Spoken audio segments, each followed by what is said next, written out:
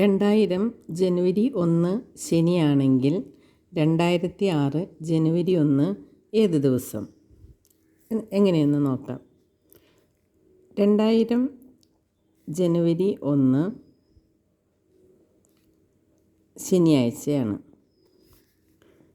2006 ജനുവരി 1 ഏത് ആഴ്ച?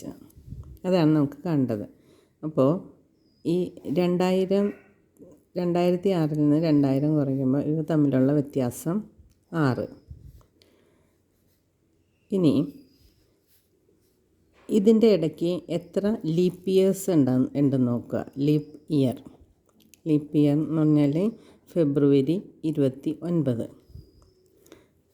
ഫെബ്രുവരി 29 ദിവസം ഉള്ള വർഷം ഏതാണെന്ന് നോക്കാം. 2000 ലീപ്പ് ഇയറാണ്.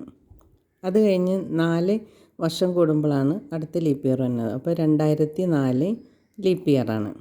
അപ്പോൾ 2000 ഒരു ലീപ്പ് ഇയർ, 2004 രണ്ടാമത്തത്. അപ്പോൾ 2 ലീപ്പ് ഇയേഴ്സ് ഉണ്ട്.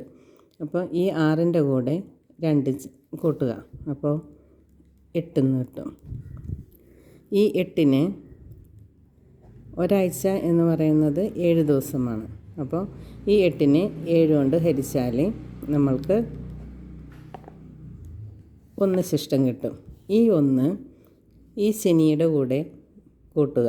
ഈ 1 ഈ ശനിയുടെ കൂടെ കൂട്ടുമ്പോൾ ശനി കഴിഞ്ഞാൽ 1 കൂട്ടിയാൽ ഞായർ. അപ്പോൾ 2006 ജനുവരി 1 ഞായർ. ഇതാണ് ആൻസർ.